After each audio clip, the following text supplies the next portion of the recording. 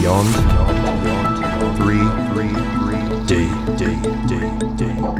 It is once again that time of the week. Welcome to this week's edition of Beyond 3D. Matt and Clint here. Hopefully everyone's doing well out there. Clint, how are you going this week? I'm just about to cough.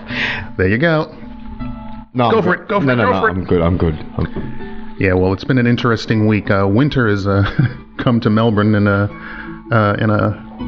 what kind of a fashion? Stealth. Well, yeah. A lot of people got sick, and it's rainy, it's cold, it's wet, it's wild out here right now. The weather along the eastern seaboard of Australia has been not cooperating with humankind. It's been knocking us backwards, forwards, and upside down, over, under, and through, including in Bali. Did you happen to see what happened in Bali the other day? No.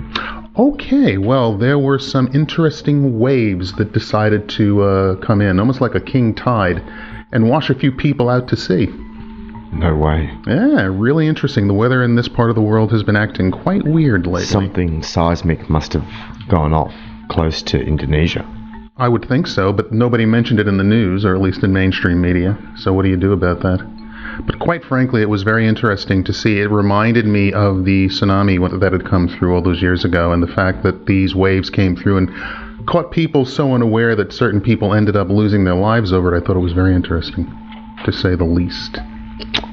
Weather. What are you going to do? You can either get in it or get out of it. Well, you can't get out of it. No way around it. It is what it is, as they say.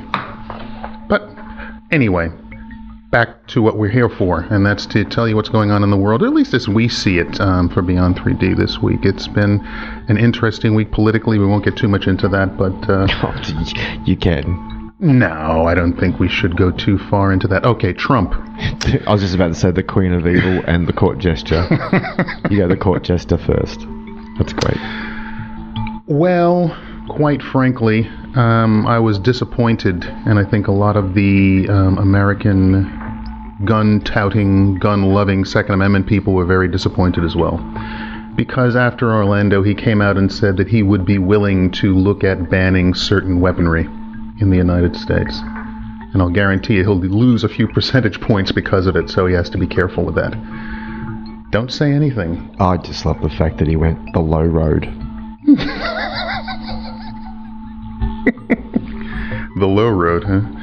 Look, at least he was nice enough about what was going on in the world. Some interesting things going on insofar as Donald Trump, Hillary Clinton, and what they're doing. But more important, I think, today, as we record this, the news has come out a couple of days ago that an MP in Britain was murdered right before the Brexit vote, the vote for England leaving the EU. This person was a humanitarian, was for Britain staying in the European Union. Her name was Jo Cox, and quite frankly, I think it's going to cause a little bit of a problem. She was a British Labour MP. Yeah, Labour MP.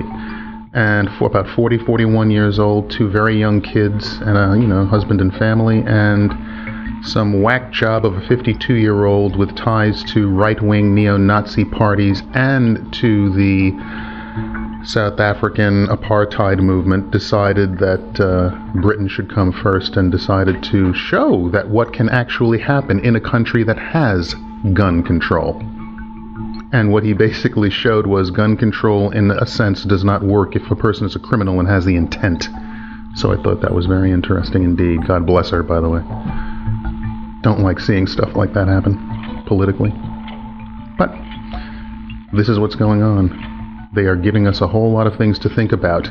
And when government gives you a whole lot of things to think about, we have to say, okay, what's really going on? Because they do that when they're hiding things. They love things like this. They love a Donald Trump. Because behind the scenes, a lot of different entities can get away with a lot of things because they're too busy. Everybody's too busy looking to the left, and they just move to the right. So you have to be very careful with this. So that was a shame this week, but what can you do about it? What can you do about it? You can just bless the people and hope that people finally wake up to the fact that this is all a load of nonsense, most of this stuff that's politically going on. Am I allowed to talk yet? No. Okay. Yes, you are. Of course you are. Come on. No. Come on. on. I just had to wax philosophic about that for a minute because I thought it was very interesting that a person could actually murder another person over a political view, in a sense. I think that's pathetic. Plenty of people have died for less. Oh, I agree with you, but I just still find it absolutely pathetic. Yeah. Absolutely pathetic. Anyway. Donald has served his purpose. We will see what happens with that. I find it really interesting. Donald has served his purpose. Okay, go ahead. What do you mean? No, his purpose was to take attention away from Hillary's problems? Not Hillary's rise to power. So it didn't look like it was all very one-sided. Well, if you want to look at it that way, it's a very good, valid point. We'll see what happens. Oh, she'll win. She will win. I'm not worried about that. Yeah, I know. But I wonder what will happen before that point in time. Well, didn't she come out and say, as part of her campaign, was that she was going to get to the bottom of Area 51 and the disclosure projects? Jimmy Carter said that? Mm-hmm. Bill Clinton said that. Mm-hmm. None of the Bushes said that. Neither did Obama. Some people in his circle said that he was interested in it, but nothing really came of it. I listened to an interview with Linda Moulton Howe. Ah, yes. In regards to this, and it came out from what she had uncovered. Now, for those of you that don't know who Linda Moulton Howe is, she's an Emmy award-winning journalist. Indeed. And it came out that she did a little bit of digging, and presidents, once they've been nominated and they're about to sign the document that says, I will be sworn to secrecy, once they sign that document, then they're debriefed. Then once they are debriefed about things that we would like to know about, right, because they've signed that document, they cannot speak for the rest of their lives about it out of school. Let me ask you a question. That was a question. No, let me ask you a question about that. If you were in that position, would you sign the document? You're making me think. No. And I'll tell you why. Because then the rest of the world will want to know why you didn't sign the document. I'm thinking whether or not I would sign something that stated I could never speak about the things I was about to learn. I'm not sure. I'm really not sure. Would I want to know all the little secrets? Oh, absolutely. Well, I think everyone would. But, well, let me ask you this. Well, see, it could be a real paradigm shift too, once you found out. Oh, once you found out, you might not want to tell anybody anything. No. And that's a point as well. I was going to ask you another question. I know you asked. It's gone. I know, it's awesome. It's gone. Here, I'll give it back to you. Got it. There you go. Hey. Back. The question I was going to ask you was, well, let's say you signed that document and you came out with all the information that they told you. What are they going to do to you as a former president of the United States? Exactly. And it's illegal. What they do is illegal anyway. So therefore it doesn't fall under any real constitution that you really can't be tried in a court when what it is that you're reporting is illegal activity in the first place. Yeah. So really, all they could do is what? Wait a discrete amount of time? And being that you're a former I mean, it's just like Jimmy Carter. If anything were to happen to him right now, they would have to have an investigation into it. Now, they could try to cover it up. I don't think it would work very well. So even if you signed that document, I really think you could just, after your tenure in office, just go, blah, blah, blah, blah, blah, blah, just blurt it all out and see what happens. They're not going to really do anything to you. I don't think they would do anything to you anyway. But who knows? Anything is possible with those guys.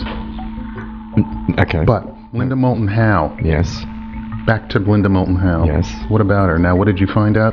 What else did you find out? Well, this week, you remember this week I messaged you and I said I've found something really, really cool. I do remember that, yes. Well, guess what? I went back to find it and it had totally vanished. And there's no rhyme or reason why it vanished. But I did find something very, very similar. It was an interview by a gentleman by the name of Jeff Rentz. Do you know Jeff? Do you know of Jeff Rentz? I've listened to Jeff Rentz on the radio for at least 30 years. Okay, right. So I've never been exposed to Jeff Rentz before. Okay. It was very, very cool. But he was talking to William Tompkins, and William Tompkins was an engineer, a United States engineer during World War II. Right. Would you like to hear a little bit about it? I would definitely love to hear a little bit about this. Okay. Beyond, D. William Tompkins. Bill. Yeah, I'm here. Let's get started with this. The last time that we had Bill on, we got into some extraordinary areas. And what we're going to do tonight is continue to broaden the horizons. And I mean out into space. We're going to look out there and see what Bill Tompkins knows, what he can share with us. If you recall, Bill, where were we last time when we let off in the narrative, and where would you like to pick it up? Well, we sort of left off in the middle, really. And if we could, I'd like to go back to like 1942, if we could start. Okay, yeah. There's a situation which I think is hard for people to realize, and that is that when the Reptilians made their agreement with Hitler and the SS, it was entirely different than anything else on the planet. When you say who? I'm sorry, Bill. When who made the agreement? When Hitler made the agreement to accept the assistance of the Reptilians. The off-planet, I just want to make sure everyone is up to speed. We're talking about a visiting race of intelligent, very intelligent life that is commonly referred to as the Reptilians. Okay, go ahead. Okay, now, that put Germany into a totally different country. Now, the German people, of course, were never allowed to even know that this extraterrestrial assistance had been given to the SS. Now, when I said given, they were actually given the hardware. They weren't given a book to tell you how to operate a UFO. They were given the UFOs, not just one class, but 7, 8 different classes and types, even large cigar-shaped space vehicles. Now, the point here is that this meant that the Germans were totally more advanced and capable of learning how to operate these vehicles and go out in space with the reptilian naval groups and operate with them in the galaxy, essentially doing what Germany was going to do to this planet, which was essentially to take out the people they didn't want on the planet and make the rest of them their slaves.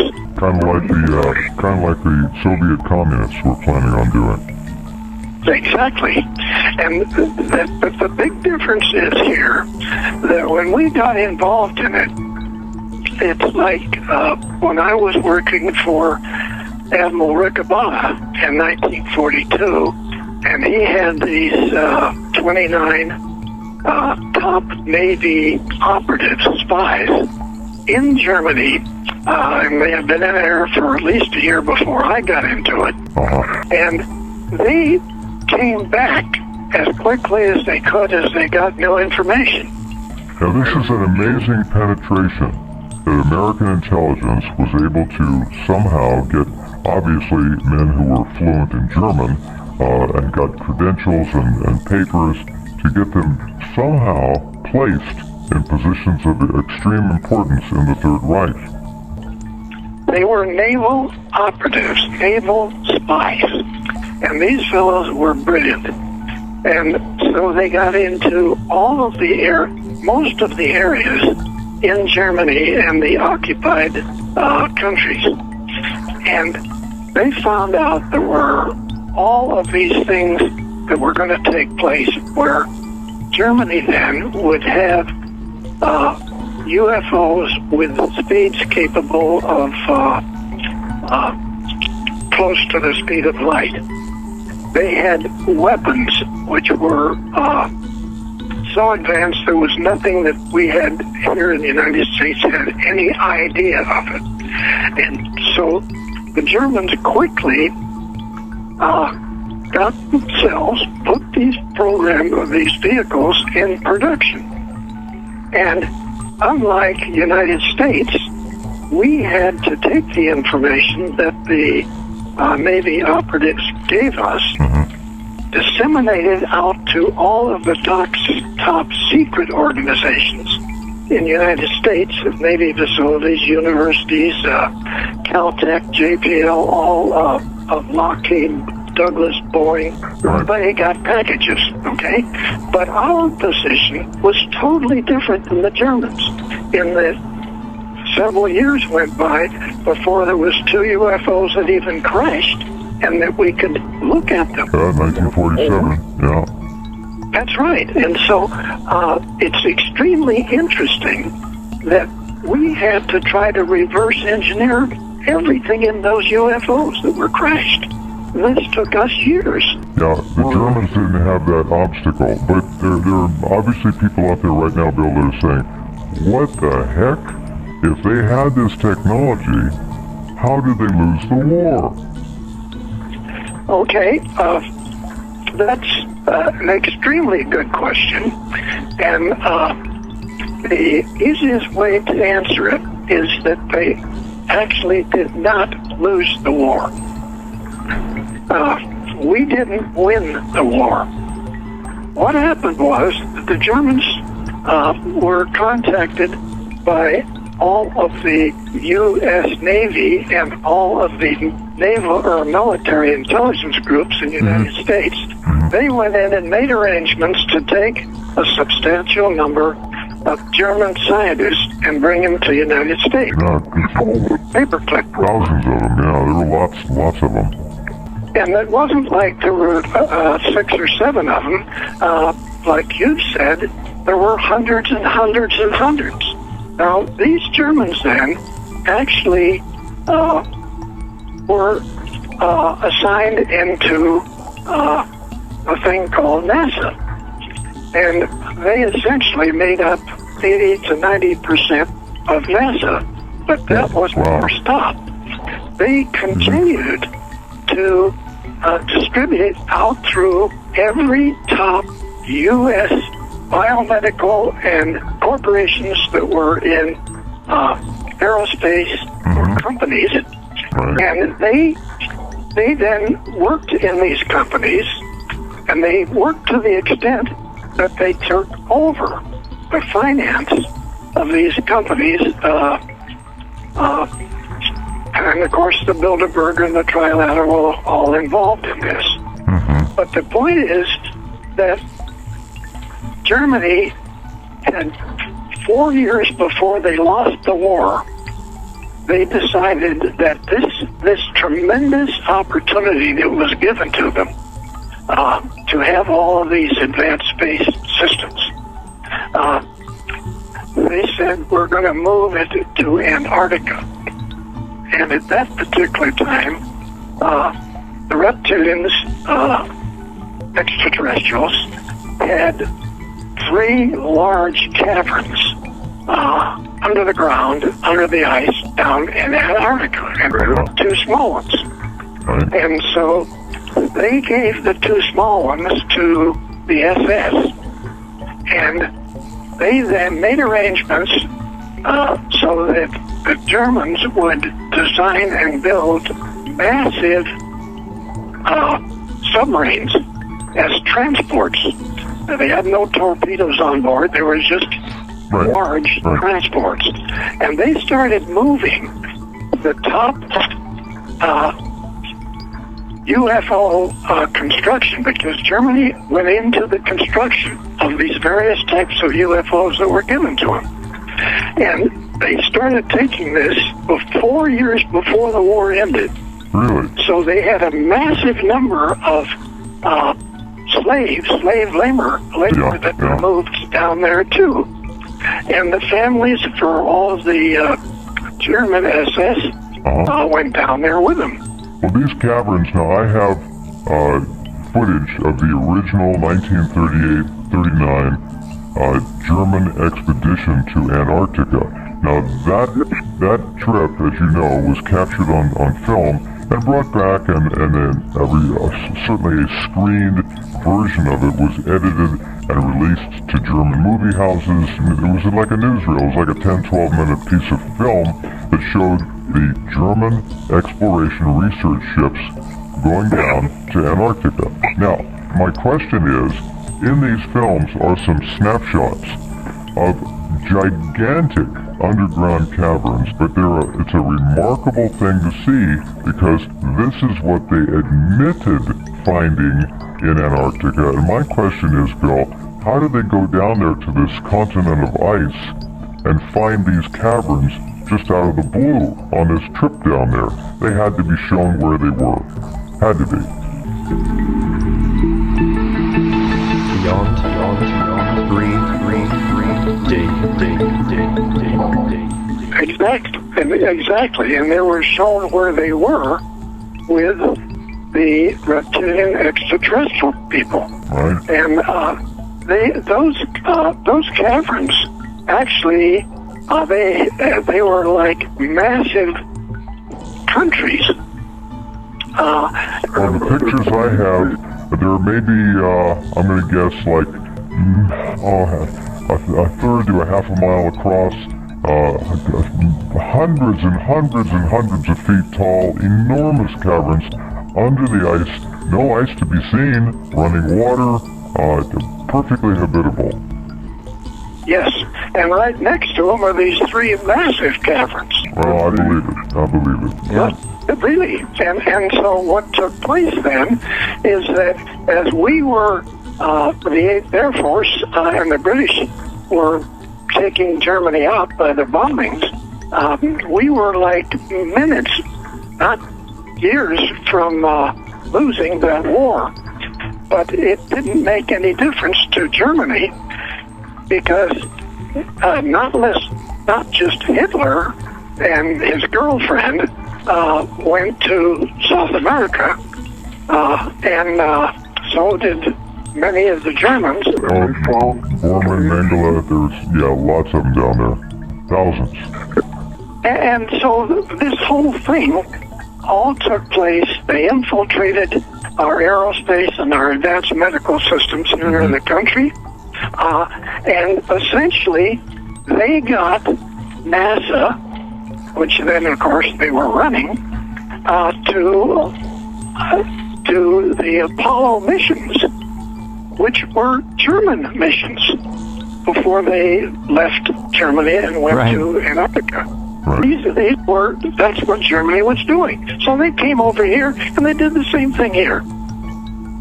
I don't think we sit down and sort of evaluate the timeline of all of this. I think it's kind of hard to believe you didn't win the war. And it's very hard to realize even today that this is still a major controlling element in the United States, and actually in England too.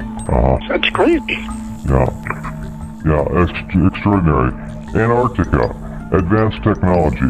NASA, a German operation. The Germans put us in space. The Germans took us to the moon, if we went to the moon, and most people think we did. We did. They absolutely were behind the construction, and Bill was a designer of some of these enormous spaceships, there's no other word for them, that were constructed apparently either in pieces down here or built in space. What was the truth of it, Bill? Are we talking about Solar Warden? Yes. Okay. The designs for some of these were at the Douglas Santa Monica engineering facilities in a secret think tank. What years would that have been, Bill? Excuse me. What years approximately would that have been? That's 42, 46, that time period. Okay, so that's during the war, folks. They were designing spacecraft at Douglas Aircraft during the war years, all right? And of course, we were using the information that in Admiral Ricobata's office. He was the commander of Naval Air Station San Diego, and that was his published mission. Nobody knew what he was actually doing with these operatives coming back from Germany with all this space information. Right.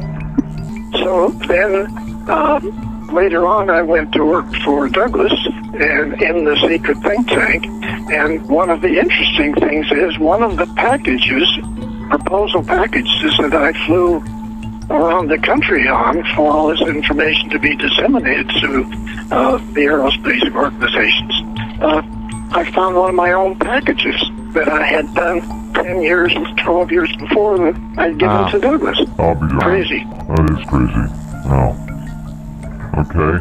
So my question about these enormous craft you heard Bill mention it, and if you didn't understand, it was Solar Warden, like the man who runs a prison, a protector, a guard. Solar Warden is the name of the program. These big craft that were built, how were they constructed and where were they constructed? That's the big deal. Were they constructed down here and flown into space? Must have been. Okay, no, they were not. Well, see, there you go. Okay, one of the facilities that was used is east of the Wasatch Mountains in Utah. And this is a very, very large cavern. Has smaller ones adjacent to it, but it's a massive one. And they were able to put together Lockheed Space Systems, Northrop Grumman facilities, even Boeing were involved in the actual construction of these kilometer-long spacecraft carriers that the Navy now has 8 of these spacecraft carrier battle groups out in the galaxy. And I don't know the actual mission right now, but for most of the period since the first ones were built and went out into the galaxy, because they were built here, they were operating with only one of the 8 who operated around the solar system. The others were out in the galaxy, jointly operating missions against reptilians and other bad people, but jointly working with the Nordic Navy, and who are the people that has been assisting at least us on the Apollo. And so the actual vehicles are built somewhat like an aircraft type thing, aircraft carrier. And it's interesting that Northrop Grumman put together a program where they went back to Virginia and they bought the largest aircraft carrier construction facility on the planet.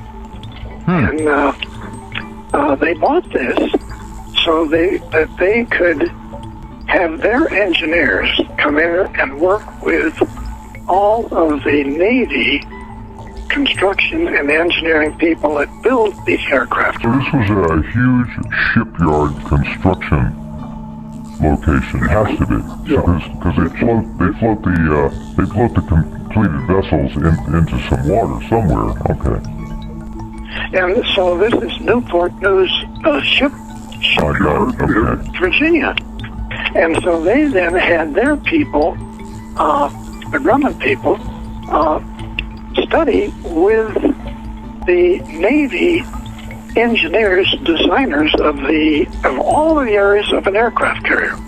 And surprisingly enough, Newport News also builds Navy submarines. Hold on, at Douglas, in the secret think tank, when we were looking at every type of space vehicle we would need to go out into the galaxy, our U.S. Navy. And so submarines came up, and we discussed this. We said, that's the easiest thing, the quickest way we can get out there. We'll just take a regular Navy submarine, pull out the old nuclear system, put in the anti-gravitational system, and we're going to use these right away. So this was in the 1950s. Yes. All right. I was going to ask about propulsion, so we were given or otherwise back-engineered anti-gravitational propulsion systems, which went into the actual submarine that was being built. Very simple conversion, actually. Very smart. Yes. Beyond, green, D. I'll tell you what. It's interesting that you mentioned this interview, because I literally looked up Antarctica. Mm-hmm. I was looking at Nazi bases down there, and I was researching, because we talked last week about Admiral Byrd and his operation that went astray, and it was very interesting to see the fact that they tied together a lot of the different anomalies that you can see on Google Maps to the old Nazi bases from the 40s. I had to dig deep to get that. Mm-hmm. Very deep. But now here's the thing. Along with Antarctica, aliens and what have you, I also, this evening, saw an article on Nazi bases on the moon. Yep. And I looked at a photo, and I'll put the photo up on the Facebook page, but I said, nah, couldn't be. It looked like the moon, it looked like a crater, but I don't think that they would take the time to actually dig out a swastika that you could see from orbit, to be perfectly honest with you. Maybe I'm wrong, but it was quite interesting. According to all of the research that people are putting out there, the Nazis did a whole lot of interesting things. And then there was also that movie Iron Sky, which was about Nazis on the moon. Mm-hmm. And it's almost as if that film was made to debunk something that could have been a possibility. So let's put out a parody type film. Well, I haven't seen that one, I'll have to, but the other thing that just popped into my head right now was there is an episode of Stargate SG-1 where they go back and find an Aryan-type civilization that was living underground or something like that. And René Auberjonois was the actor who was in this version, or this episode, and it was a similar kind of thing. And this time they saw Teal'c in his garb and everything like that, and they wanted to know who this person was because he didn't look like the rest of them and everything like that. So it was very interesting. But there are a lot of different shows out there and documentaries that have basically stated that during World War II, the Nazi, or the National Democrats of Germany of the time, decided to do a lot of esoteric thinking, like in the Indiana Jones movie, the first one, when they went looking all over the world for all of the different artifacts, mystical artifacts, spiritual artifacts that are out there, and wanted to use those because they figure if they had those on their side, there was no way they could possibly lose. Interesting indeed. Almost like that moment at the end of Raiders of the Lost Ark, when his face is melting and he cries, "It's beautiful."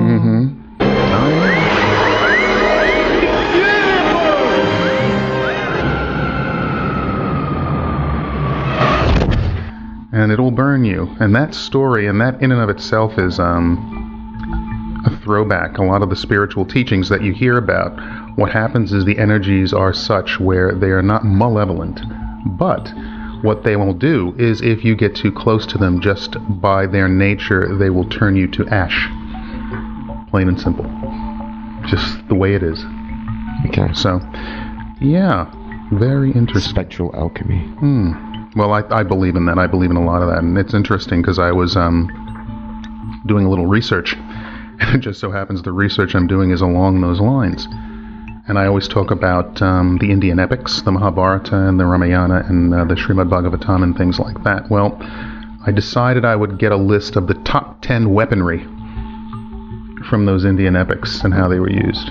So I think we'll go over that in a little bit as well, because I think people find it interesting, and it ties into the fact that now there is research being done that they can prove that along the northwestern coast of India, off Dwarka, which was the Krishna's town,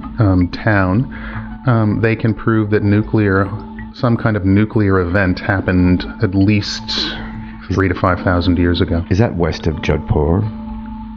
Jodhpur. It's near, Porbandar, going up that way where Gandhi was born and things like that, if you go a little bit north of there. So it would be Jaipur, Udaipur, you have Delhi, and if you had Delhi in the center, it would be going west of that, Jaipur, Udaipur, and going down toward the coast there to the ocean. And it's a wasteland. Well, it's not a wasteland anymore, but what they have found, it's radioactive. It's very radioactive. But it had to, at one point, been a wasteland. At one point, well, they would have highly radioactive. Ultimately, it was destroyed in a sense, but nothing grows there now. In the desert, that desert area right there, no, not quite. But if you go along the seashore, it is coming back to life. Mm-hmm. That's awesome. And so, what they have found is, when you go off the shore, they have found statuary, they have found all kinds of cutlery, they have found ancient temples, all kinds of things underneath the water. And they are now coming around to the point that the Mahabharata might be a bit of a true story, more than an allegory, so to speak. So it'll be interesting to go over what weaponry was used and to see just what these guys were doing, because some people say Krishna and the Pandavas and all of the kings and queens of that era were the ancient alien type beings that were basically having a war, and it just so happened that war happened here on Earth in this part of the galaxy. So we'll see. It's interesting to look into, and it's interesting to read about what was going on back then. So we'll get into that in a little bit. Beyond 3D. What else you got? I was looking... Welcome back to Beyond 3D. Oh, yeah, that too. Hello, Matt. Clint, how are you? Good. What else you got? I put up on the Facebook page a vid of Jupiter and its moons. Mm-hmm. It was very cool what you could watch this week, wasn't it? Oh, man. Now, there is a space probe that is about to approach the Jupiter system in the next month or so, I believe. And it'll be interesting to see what is what with that, but... This person took their own telescope, pointed it at Jupiter, and you can see the large planet. You can see 3 of its moons.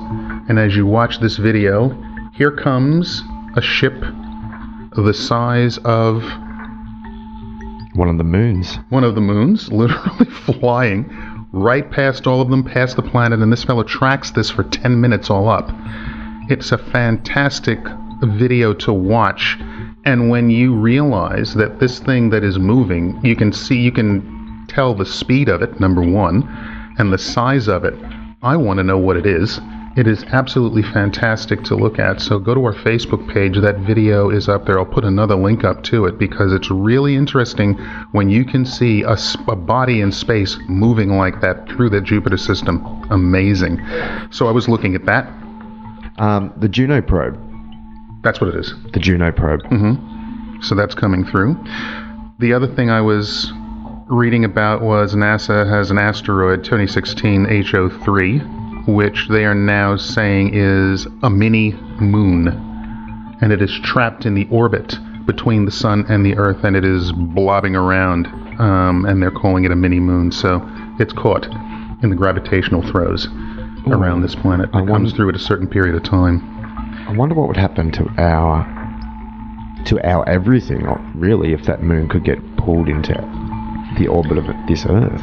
It would disrupt the tidal flows. Everything. It could really cause havoc. But they are saying that is what is going on, and I'll get some more information on that for next week's show because it's very interesting to see what would happen if that did come into our atmosphere or come a little bit closer to us. It ultimately will, because it's trapped. So we will see what happens with that. So yeah, that's what I was looking at this week. But my main thing I thought was I wanted to get into ancient Indian weaponry. Cool. And that will be what I'll start to do. Beyond 3D. So, we'll do a top 10 countdown. So, where did you get this list from? oh, this was on the internet, but Did you make it? Have you adjusted it a little bit? I haven't adjusted it. There were 5 different lists, and everybody has their own opinion on what's the top weapon. Don't give me the internet one. Give me what you think's the best out of that. Out of this, I'd have to go through them all again, and I'll give you a decision at the end what I think is the top weapon. Okay, go for it. But I will just go through this, and we can take it from there. So, number 10 is Agnyastra. Agni, fire, in the Hindu and the Sanskrit religion. So, belonging to Agni, the fire god of sacrifices and the messenger of the gods, it can cause a blazing inferno in a large area in the twinkling of an eye. Ashwatthama was a noted practitioner who destroyed one Pandava Akshoni, which consists of, if you want to get an idea of how much that can what it is, 400,000 men and 21,870 elephants with that one weapon. What it reminds me of is when you look at the Lord of the Rings, the Fellowship of the Ring movie, at the beginning when Sauron comes out with the sword and he just waves it and you just see everybody just go. Yes. These are the kind of weaponry that these guys are talking about using in these Indian epics. And so that's a pretty big one. If you can wipe out 400,000 men and about 22,000 elephants in one stroke. Not bad. That's what she said. Number 9. Vaisnava, pertaining to Vayu, the god of air, wind and physical strength. It can cause fierce winds, which can lift entire armies and elephants as if they were dry leaves to their deaths. So once again, you're getting a little bit of a hint of what's going on here. And if you're into music, you can think of a band. Should come to mind as well. Number 8. Varun Astra. This is a missile pertaining to the god Varuna, the god of water, rain, and the oceans. It can produce torrents of water, causing fierce floods, and is used as a counter for number 10, Agnyastra. I'm still listening. I'm just Googling along with you. Yeah. So, we've had fire, we've had air, we've had water. Earth? Wind and fire, the musical group, come on. No, I got that. Come on. I got that. Hang on, just... There you go. It's fun. Number 7, Avajara the Thunderbolt. As hard as a diamond, it belongs to Indra, the god of heaven. It was built out of the bones of a sage, and Indra used it to slay Vitra and Trishiras. Indra gave that weapon to Arjuna, which is the main Pandava brother, the main hero in the story of the Pandavas and the Kauravas. It is capable of raising entire mountains and discharging lethal amounts of electricity. Indra rashly used it on the child Hanuman.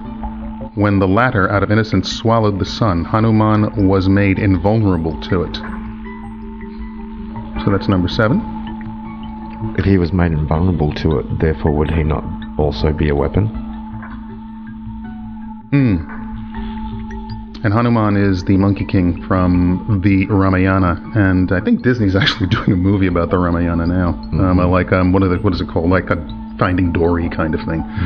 So it'll be animation. But yeah, interesting. One of my favorites coming up, number 6, Brahmastra, created by Lord Brahma for Indra, the god of the sky and the king of the gods for use. Its effects are the equivalent of today's nuclear weapons. It is used to subdue inferior divine weapons. The only way to counter it was to use another Brahmastra. It is heavy as a mountain, fast as a wind, painful as poison, and energetic as fire. Sage Agastya taught a rare and deadly version of the Brahmastra to Lord Rama, who shot it at Ravana's heart, slaying the Rakasha demon in battle. Bhishma used the weapon to kill Shveta, son of Vrata. Despite Parashurama's curse, Karna was able to invoke the weapon against Arjuna, a bait with great difficulty. Rama's ancestor, Kulvalayaswa, used it to slay an Ashura demon. Yudhishthira, the head of the Pandava clan, invoked that weapon to defeat Dronacharya in battle. What they're basically saying is these guys were using nuclear weapons against each other during the battle of Kurukshetra in the field, back in the old Mahabharata text. So they were using all different kinds of interesting weapons. I mean, the descriptions that you get in the books are the way they described the words at the time, but it would be like us trying to describe what we're seeing out in space right now. We don't know what it is in certain instances, so we just have to use the words of the day, which might not necessarily hold the same meaning in the future. Exactly, but quite frankly, that's one of my favorites. I remember that, and that's the reason in India right now they're finding all this radioactivity going on. It's really interesting that as science progresses, they are finding that a lot of the things that were written about actually could have taken place. So what they're doing is they're saying that the so-called gods had control over the elements, quite frankly. And when you have control over elements, there's a whole lot of damage you can do. Look up HARP. That's the way they're trying to do it right now, but they're trying to do it using their science and their technology. The whole thing about this book, the Mahabharata, and the way that these weapons are used, it's very interesting. The premise of the entire epic is the fact that Vishnu, the god of heaven, has an incarnation as Krishna. Krishna has come down to wipe out one of the four main castes and usher in a new era. So you have the different yugas. You have the Gold Age, the Silver Age, the Bronze Age, and the Iron Age. We are now considered to be in Kali Yuga, or the Iron Age. Krishna was in the Bronze Age, and his job was to wipe out the warrior caste so that this new age could come forward. And so these stories are about what he went through and how he had to kill his own family in such a sense. And that's really the only way to put it, to basically allow the new age to come in. So it was interesting. Very extreme. I would have just said... Oh, well, what can you do? What can you do? This is what was happening back then. Anyway, I'll get to number 5. I'm waiting. Brahmashira, another weapon belonging to Lord Brahma. It is supposedly 4 times more powerful than number 6, the Brahmastra. It's also called a Shika, since it can be invoked on a small blade of grass. It can ravage or devastate the entire region for decades, rendering it infertile and incapable of supporting life.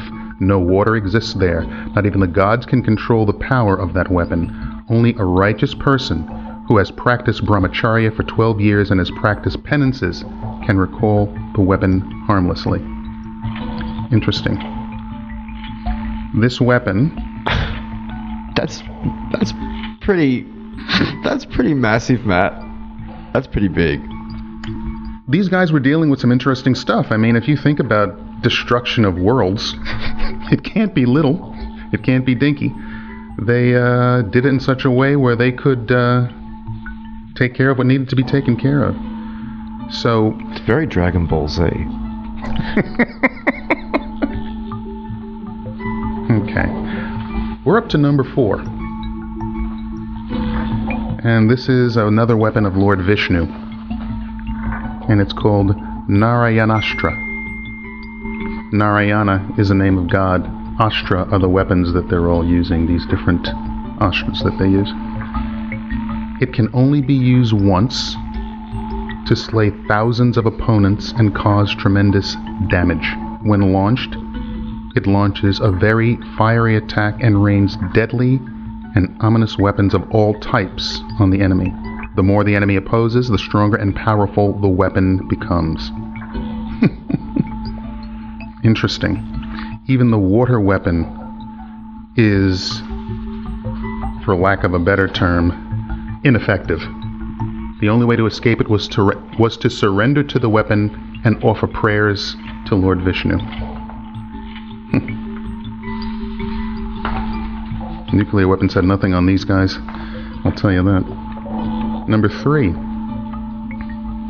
Brahmadanda, or the Rod of Brahma. Brahma is the god of creation. Sometimes the best offense is a good defense.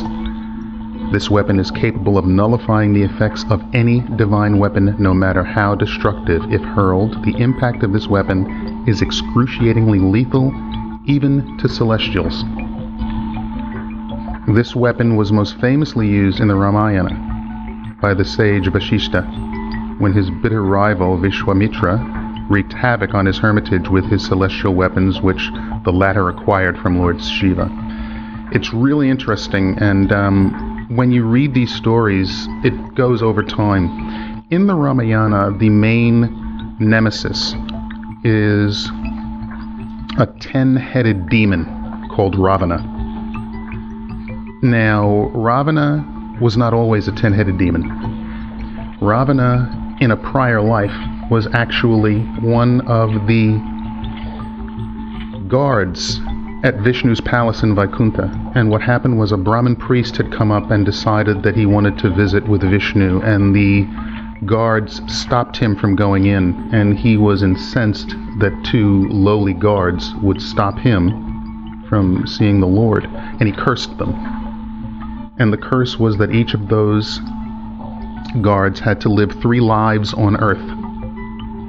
And Vishnu wasn't very happy because he knew they were very dedicated to him and to their job. So he basically came out and said, look, fine, you have to serve that. A Brahmin says that it has to be. But what will happen is I will be the one to kill you and bring you back in each and every life. You will think of nothing but me, always.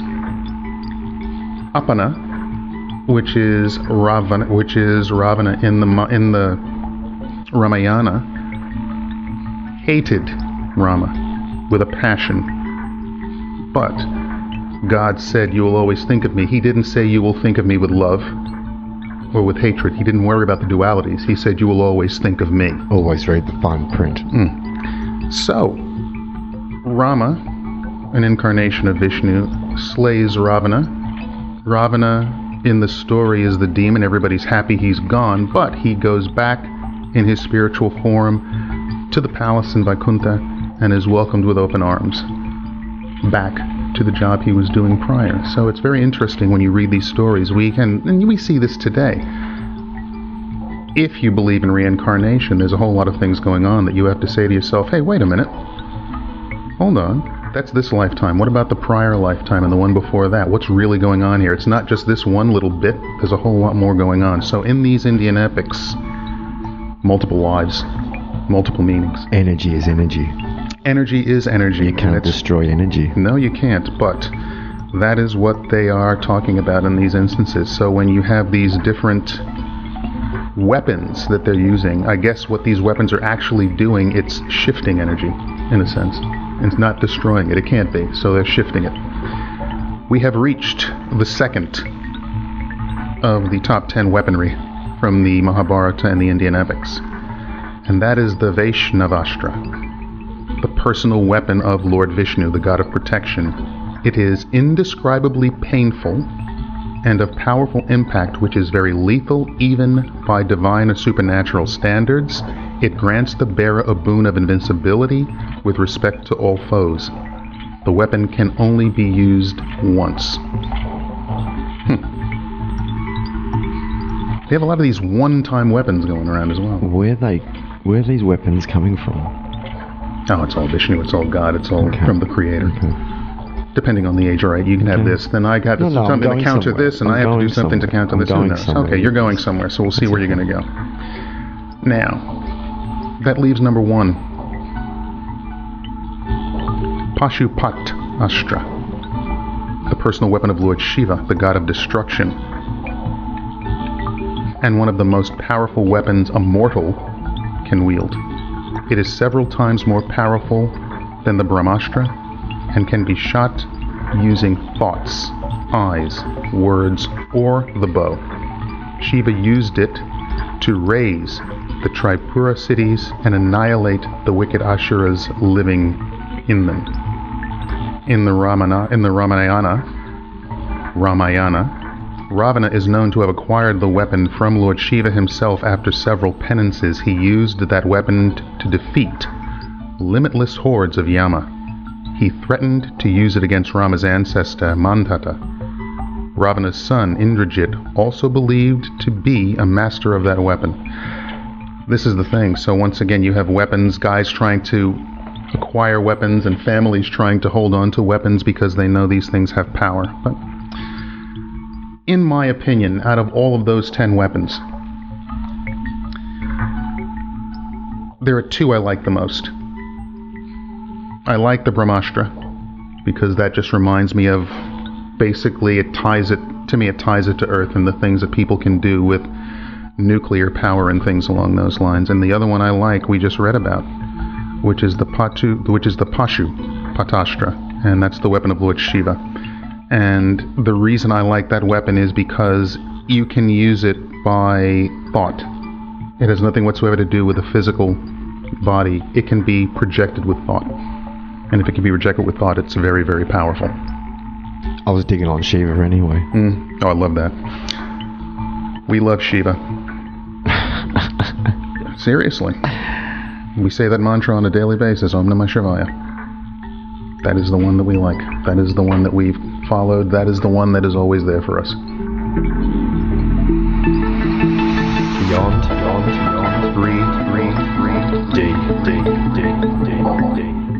I was just contemplating before. I was listening to an old interview that you and I did with Steve from Soul to Soul. Yep.